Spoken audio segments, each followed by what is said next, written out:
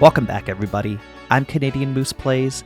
This is City Skylines 2, and today we are going to go over 15 essential mods for new players.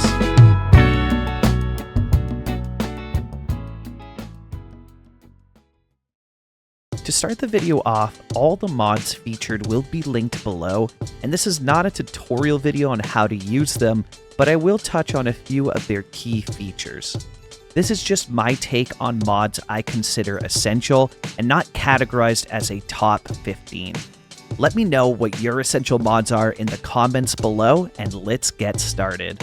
First up, we have 529 tiles by Algernon. 529 tiles gives you access to all of the tiles on the map through 4 different methods when you're in the settings. Unlock all tiles does as the name suggests and unlocks all the tiles. Provide extra tiles at start adds immediately available tile unlocks at the start, and all milestones will add their usual amount of tile unlocks on top of this, which is great for a more vanilla plus playstyle. Provide extra tiles at final milestone.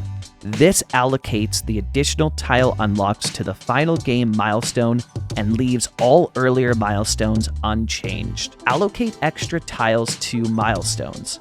This gives you an additional 88 tile unlocks across all the regular game milestones. On top of this, there are 2 additional options for locking tiles, but these can only be selected if unlocking all tiles has not been selected. Optional custom selection of starting tiles, which allows you to choose your own 9 starting tiles at no cost when you start a new map. Optional relocking of all currently unlocked tiles, if you want to change your mind about which tiles you purchased. Note that this will lock all map tiles and you will need to choose which tiles to unlock. Now, I recommend going to the mod settings from the main menu when you first subscribe to this mod to choose the style you want for your new or existing game. Next up, we have Anarchy by Yen Yang. Have you ever had this fun message pop up when you're trying to get the road in the perfect spot? Or this message when trying to fit trees into a tight area? That's where Anarchy comes in. Anarchy allows you to have a free range of placing items such as trees and networks in ways the vanilla game won't allow. This, when combined with Find It, allows you to place props wherever you want without any error message preventing it. Control A enables it and you will see your chirpy catch fire. But do not worry, Yen Yang has confirmed no chirpies are harmed when Anarchy is enabled. You can also see the Anarchy symbol here, and when Anarchy is enabled, you can see its appearance change so that you can visually confirm that Anarchy is enabled. Next, we have Asset Icon Library by TDW. Asset Icon Library was a massive community project organized by TDW and Sully, in which screenshots were taken of every asset in the game, from props to buildings, with over 8,000 thumbnails added. This mod massively enhances Find It, allowing you to be able to see the item you are placing from the Find It window before placing it, saving so much time. You can also find the thumbnails in the vanilla toolbars, as well as any mod that makes use of asset thumbnails. Next, we have Better Bulldozer by Yen Yang. Better Bulldozer allows you to easily delete things that you otherwise could not delete, such as the Sims, vehicles, invisible paths, building add-ons, and much more. Next up is Extended Road Upgrades by ST Apps. Extended Road Upgrades gives you some more options for upgrading your roads. This includes keys, retaining walls, elevated segments, and tunnels, which can save you so much time, and this can be applied to things such as roads, pedestrian paths, train tracks, and heck, even tram tracks. Wow. Next, we have Find It by TDW. Find It gives you this beautiful search bar, allowing you to search through all the assets inside of the game. Use Control F to quickly open the window or select it here. Find It also comes with Picker. This icon here which allows you to select anything including items inside of assets, like this prop, for example. And then it shows you that item in the Find It window. If you are using Tree Controller or Line Tool, they can be used while the Find It panel is open. You can also favorite items you like, making it even easier to find them again. Next up is FPS Limiter by Kurzchew124. FPS Limiter is a fairly simple mod. From the options menu, select FPS Limiter and choose the FPS you would like limited for each of the categories available. Your computer will thank you for this. I have noticed great performance improvements at 30 FPS, but I find it a bit too choppy for me, so I stick with around 60. Next, we have Free Range Camera by Algernon. Free Range Camera allows you to freely move the camera outside the playable area.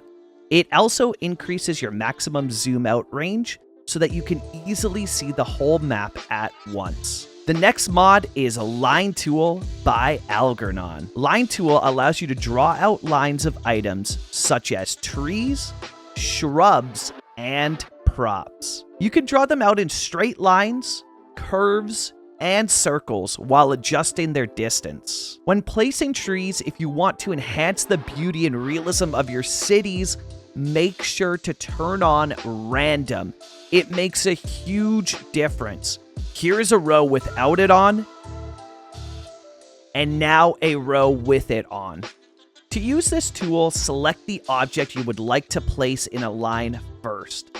Then select a line mode from the line modes options at the bottom of the tool options panel. To exit the tool, select single placement mode to return to the normal placement mode for the selected object, or press escape.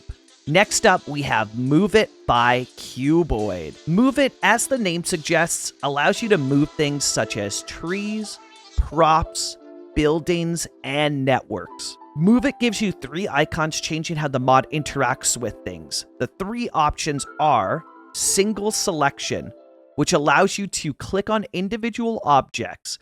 You can also shift click to select multiple items or to remove an already selected item.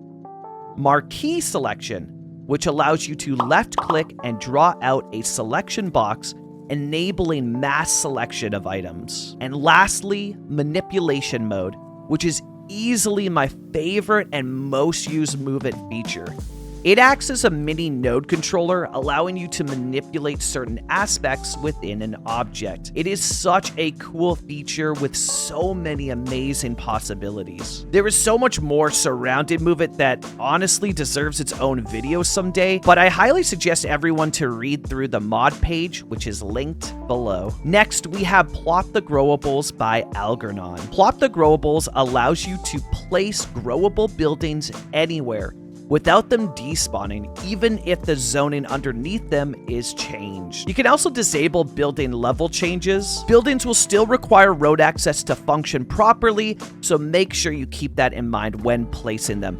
But you can place the asset wherever, then go in with Move It to make sure it has the road connection. To place the buildings, you will want to use Find It, as Plop the Growables does not have its own UI. The next mod is Toggle Overlays by TDW. Toggle Overlays gets rid of the overlay info view you see when selecting and placing assets, making it much easier to see where you are placing an item. In the options menu, you have a few features you can try out to get the look that suits your playstyle. Next, we have Traffic by Kurzchew124. Traffic is Cities Skylines 2's successor to the incredible TMPE mod from Cities Skylines 1.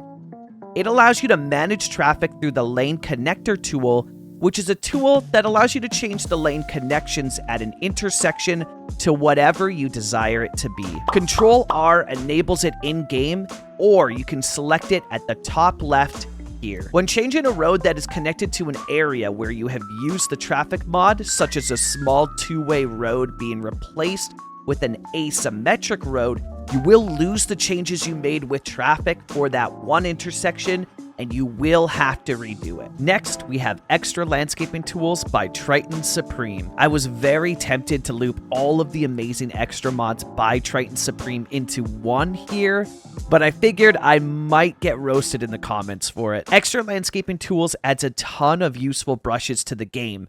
This includes brushes for ore, oil, underground water, and fertile land tools. Lastly, we have Tree Controller by Yen Yang. Tree Controller allows you to change the tree and bush ages, types, colors, growth, and seasonal behaviors. It also enhances plopping trees by allowing you to choose the age of the tree you are placing, as well as adding in forest brushes for mass tree placement. This mod comes with a tree controller tool you can see here, which has a few icons allowing you to change the age or type of a tree. You can upgrade a single tree, a whole building or network, trees within a radius, or the whole map. When using the forest brush, it comes with some pre-built brushes, but if you want to make your own brush, hold Control to select or unselect multiple types of trees using the toolbar menu. Then hold Control and select the Custom Set button to save a custom set. Once a custom set has been saved, select that set to begin using it. From settings, you have a bunch of options for the mod, including disabling tree growth, which is a setting I always keep on, and this prevents trees from growing, keeping all the trees at the age they are currently at. So there you have it, my 15 essential mods for new players and a bit about them. I hope you enjoyed this video, and if you did, please consider leaving a like or subscribing for more city building content.